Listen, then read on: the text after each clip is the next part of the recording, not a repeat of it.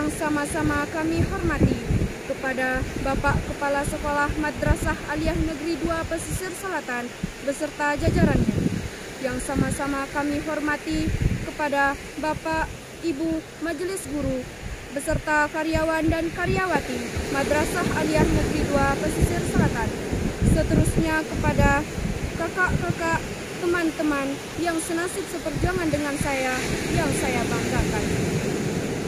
Bersyukur kita kepada Allah dengan bismillah awalnya kalam, kepada Allah Tuhan yang Rahman, bersifat wujud beserta kidam, hujan umat siang dan malam. Salawat berbingkiskan salam, tak lupa pula kita sanjungkan buat Habib tertinggi anti korupsi, baginda termulia anti durhaka, yakninya Nabi Muhammad Sallallahu Alaihi Wasallam. Berdasarkan hasil riset Universitas Columbia Amerika Serikat bahwa Indonesia tercinta berada pada wilayah Black Area Disaster, zona yang akumulasi menimpa kerusakan bumi. Belum lagi krisis pemanasan global terus meninggi, mencairnya butik es Antartika terus terjadi, hingga diprediksi hampir terjadi di seluruh belahan dunia, termasuk bumi Indonesia, mengalami hujan api. Demikian pernyataan Interkontes Mental Panel on Financing dalam penelitiannya tentang krisis iklim dan lingkungan tahun 2020. Hadirin rahimakumullah, kini Ibu Pertiwi kita menangis, putra-putri merintih bersedih hati, duka lara dan nestapa datang silih berganti. Keadaan ini diperparah lagi dengan munculnya sederetan musibah yang melanda negeri. Banjir menimpa tebing, longsor masih terus menjadi berita TV, hingga akhir-akhir ini kita digemparkan dengan munculnya istilah virus corona yang meluluhlantakkan seluruh negeri, termasuk bumi Pertiwi. Bahkan yang lebih mengerikan lagi, hadirin, Badan Nasional Penanggulangan Bencana mencatat di tahun 2020 saja terdapat 1.724 bencana yang melanda negeri.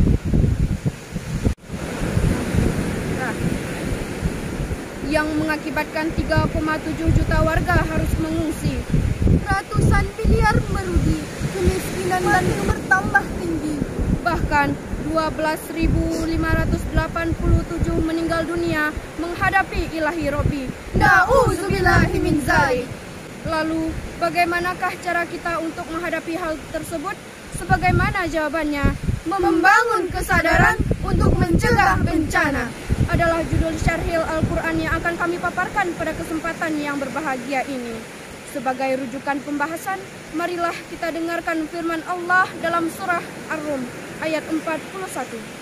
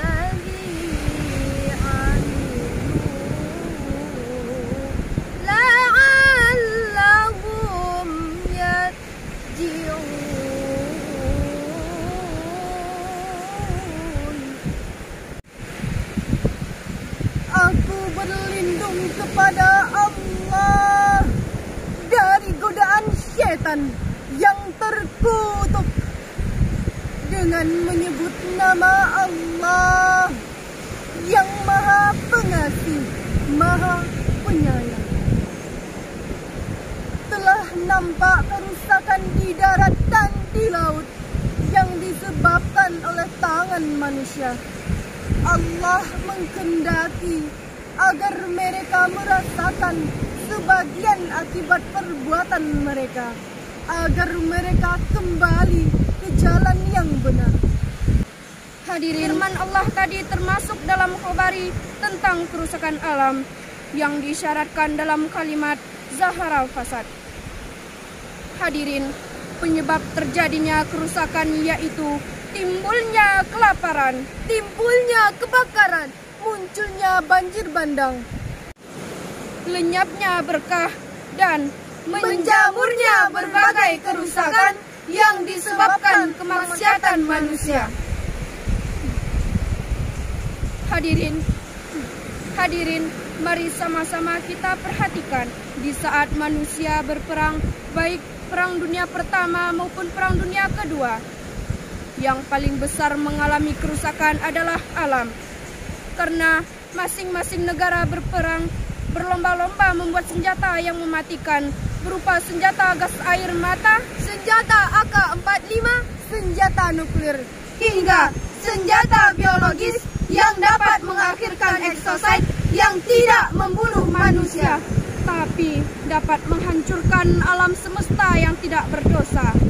Pantaslah Rasulullah Shallallahu Alaihi Wasallam yang diriwayatkan dari Imam At-Tirmizi yang bersumber dari Aisyah radhiyallahu anhu.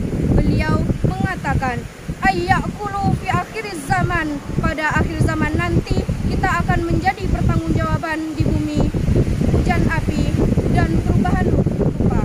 Lalu apakah hal yang harus kita lakukan untuk menghadapi pencegahan bencana tersebut?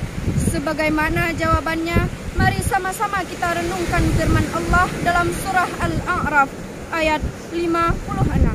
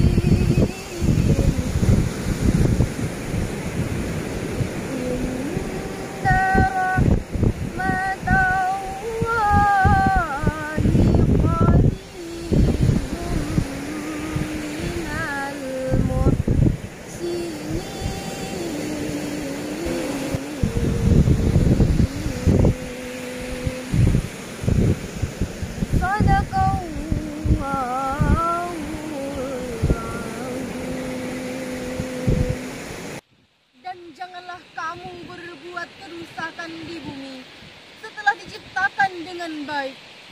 Berdoalah kepadanya dengan rasa takut dan penuh harap. Sesungguhnya rahmat Allah sangat dekat kepada orang yang berbuat kebaikan. Maha benar Allah dengan segala firman-Nya. Hadirin yang kami hormati, lantunan ayat tersebut merupakan landasan epistemologis dalam pencegahan bencana. Setidaknya ada dua hal yang harus kita lakukan.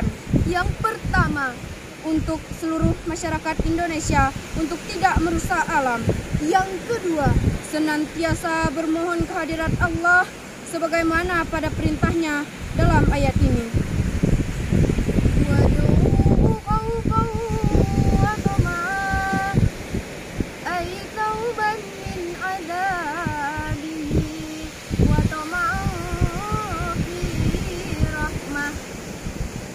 Berdoalah kepada Allah dengan penuh rasa takut pada siksanya dan penuh pengharapan pada rahmat-Nya. Dengan demikian hadirin, dari syarahan tadi kami dapat mengambil kesimpulan bahwa untuk mencegah bencana ada 3 hal yang harus kita lakukan. Yang pertama, untuk seluruh rakyat Indonesia, hendaknya timbul kesadaran dalam memelihara dan memakmurkan alam semesta.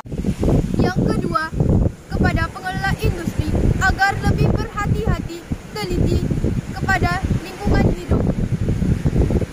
Yang ketiga, kepada aparatur pemerintah, para penegak hukum, tolong tindak tegas bahkan tuntas para perusak alam sampai ke akar-akarnya. Jika hal tersebut telah kita lakukan hadirin, kami yakin alam akan semakin subur, Indonesia semakin makmur, menjadi baldatun thayyibatun warabun ghafur. Sebelum kami akhiri syarahan ini, izinkan kami membawakan sebuah pantun.